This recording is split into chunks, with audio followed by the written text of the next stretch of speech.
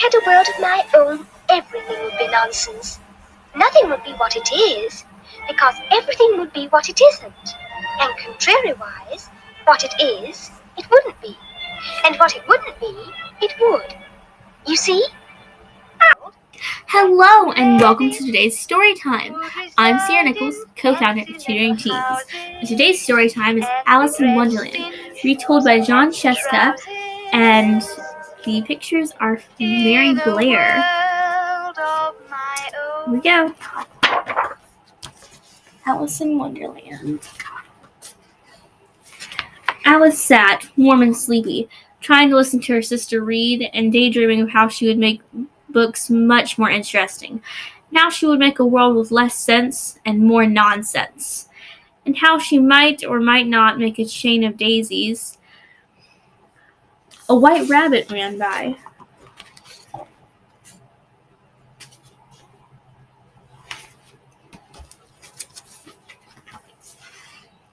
Now, Alice didn't think it was strange to see a rabbit, but she did think it was strange to see a rabbit take out a watch and hear him say, I'm late for a very important date. No time to say hello, goodbye. I'm late. So Alice, curious, jumped up and followed the white rabbit right into his rabbit hole. Which is how Alice, very curious, found herself suddenly falling and falling and falling and falling. The rabbit hole was either very deep or she was falling very slowly, because as Alice fell, she had time to review most of her spelling words, 72% correct, recite 2 poems poorly, and say all of her 7 times tables all wrong before landing with a giant thump.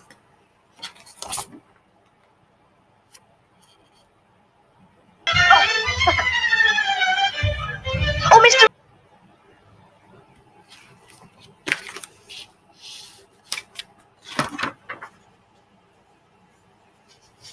Alice saw the white rabbit disappear through a tiny door. "Curiouser and curiouser," said Alice, who was so surprised she forgot how to speak correct English. She was much too big to fit through the rabbit-sized door, so she followed the directions on the bottle. "Drink me." Alice shrunk down to just the right size and grabbed the doorknob. Locked. The key was, of course, now on a giant tabletop way above her head.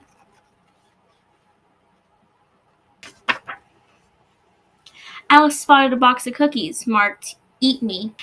She followed directions again, and she grew and grew and grew and grew until she got much too big to fit through any door.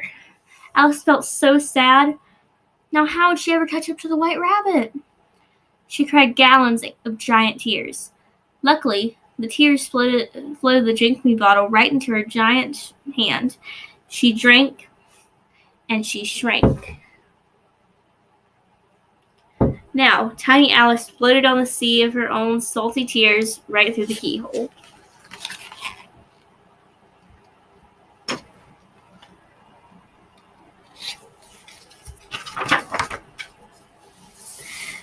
The waves of giant tears washed Alice ashore and into the woods. Something wiggled in the bushes. It must be the white rabbit, thought Alice. But it wasn't.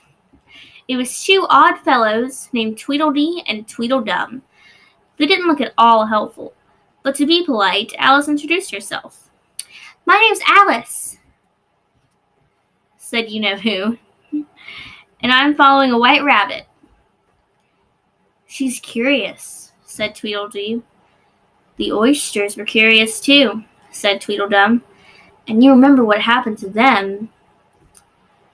"What did happen to the oysters?" asked Alice.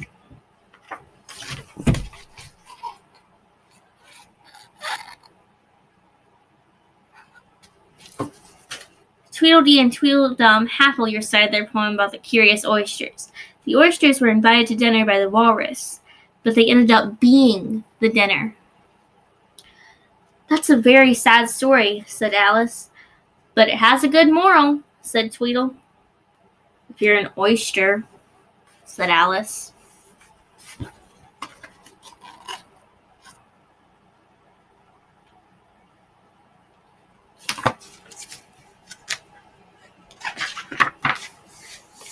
Tweedledee and Tweedledum started reciting more strange poems, so Alice snuck away to search deeper into the forest for her white rabbit.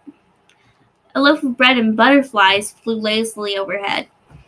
Alice spotted crabgrass and a tiny horse with wings and rockers. A rocking horsefly. Naturally, said the rose, or at least Alice thought it was the rose.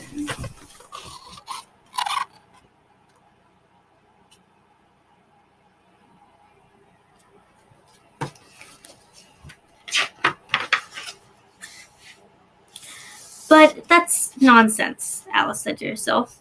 Flowers can't talk. Of course we can talk, said Rose. If there's anyone worth talking to, added Iris.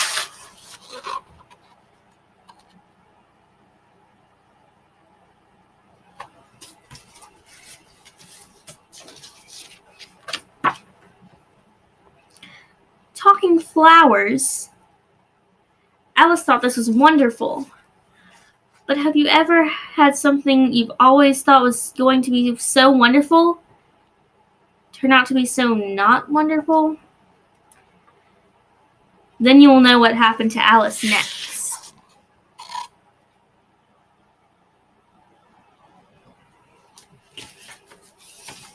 What do you think's going to happen? The flowers talked, the flowers sang, then the flowers started asking questions. What kind of garden do you come from? What species are you? Then the flowers started yelling, She's a weed! The nasty flowers chased Alice out of their garden.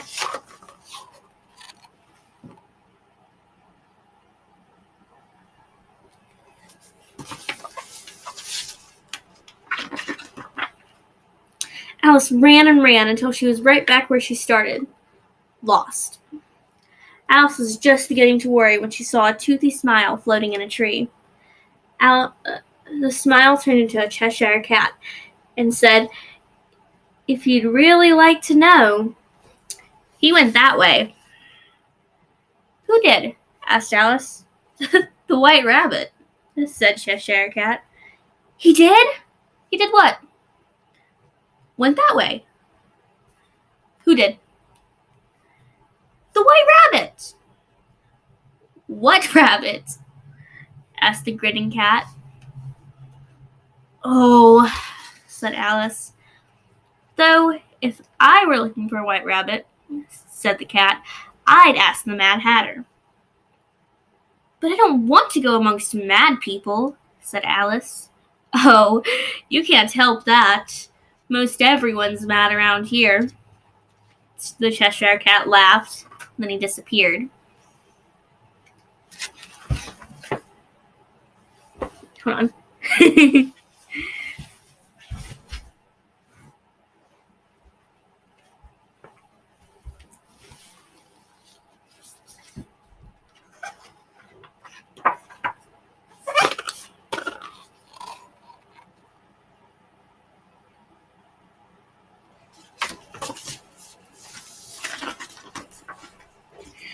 Alice found the Mad Hatter and the March Hare having a tea party to celebrate their unbirthdays.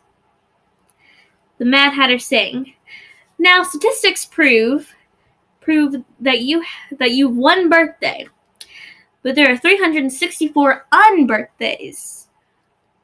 Why, today is my unbirthday too, said Alice. It's my unbirthday as well.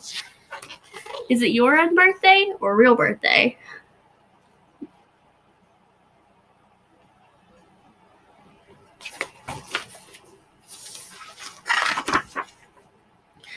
The Mad Hatter and March Hare cheered. They poured more tea everywhere. A little sleeping dormouse woke up and joined their celebration by reciting a poem that sounded almost familiar, but not quite right. Twinkle, twinkle, little bat, how I wonder what you're at. Up above the world you fly, like a tea tray in the sky. that sound familiar? The Dormouse fell back asleep. Alice thought this tea party was too curious, even for her. So when the March Hare asked her to stay for more tea, Alice answered, "I just haven't the time."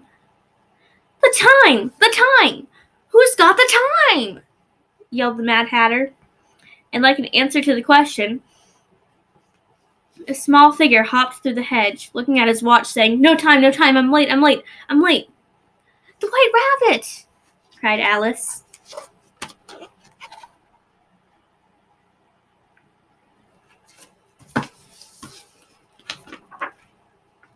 The Mad Hatter grabbed the White Rabbit's watch and held it to his ear. "No wonder you're late. This clock's exactly 2 days slow." The Hatter and the Hare popped open the White Rabbit's watch. They buttered the gears, they sugared the springs, they strawberry jammed the wheels. Tick-tock, tick-tock, tick-tock, blam! Time exploded. The Mad Hatter and the March Hare picked up the White Rabbit and heaved him over the edge. "This is the stupidest tea party I've been to in all my life," said Alice. And it was.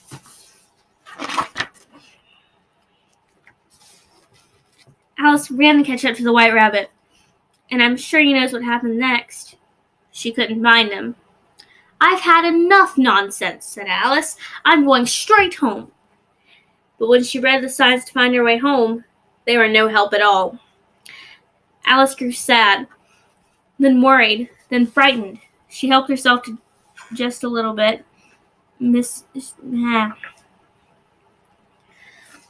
Cut. Alice grew sad, then worried, then frightened. She cried to herself for just a little bit, missing her home and even her boring school book. The moon, curved like a smile in the darkening sky, rose overhead.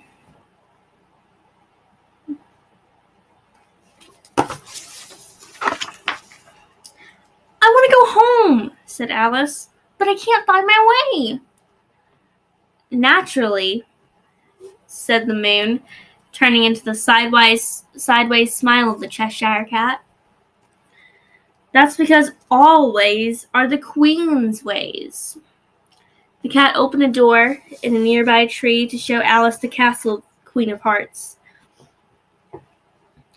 Alice, curiouser as ever, did exactly what you would do.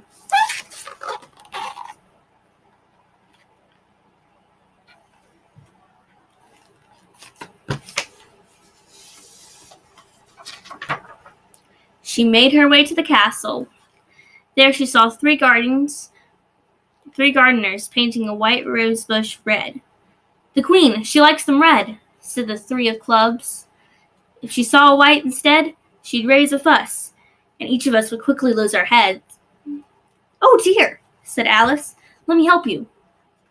But before Alice and the gardeners could paint the last rose red, the royal horn shouted, "Dun da da, da da da!" "The Queen!" yelled the three of clubs.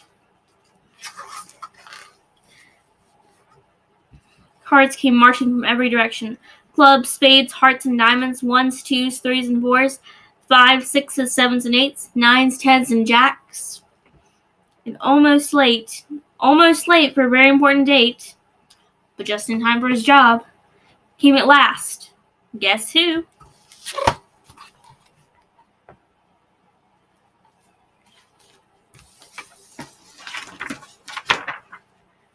"The White Rabbit!" said Alice. The White Rabbit blew his horn and announced, "Her Royal Majesty, the Queen of Hearts." Alice had always thought it would be so wonderful to meet a queen, but you remember how some of those so wonderful things turn out. "Who's been painting my roses yet red? Blah, blah, blah." "Who's been painting my roses red?" yelled the Queen. "Off with their heads!" Alice politely began to explain. "I'm trying to find my way home." "Your way always are my ways," yelled the Queen. And you won't be surprised to hear what she yelled next.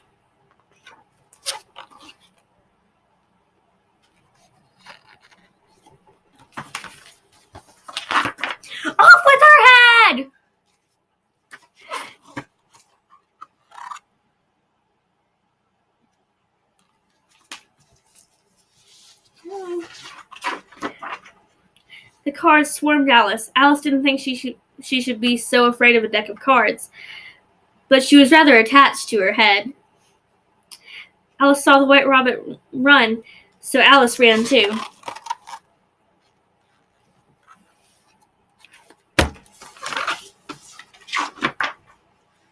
Alice ran through the hedges, past the Mad Hatter and March Hare, back past Tweedledee and Tweedledum.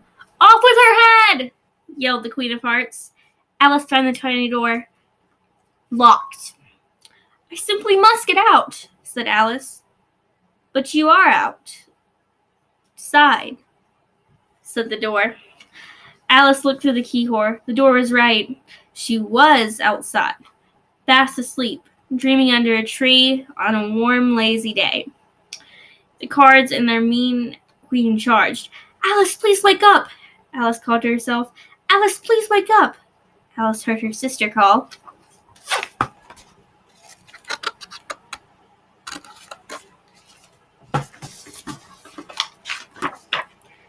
And suddenly Alice was awake, outside, and no longer in her wonderland.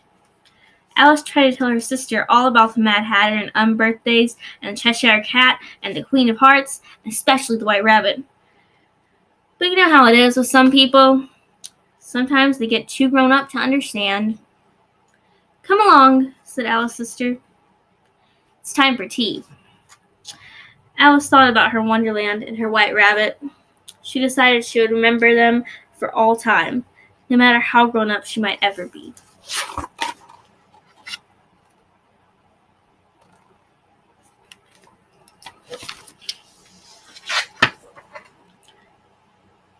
And then she went for tea.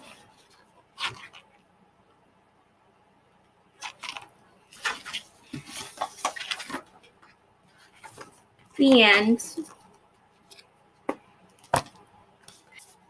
I hope you enjoyed today's story time. Please like and subscribe and check out Tutoring Teens. Have a magical day. Bye!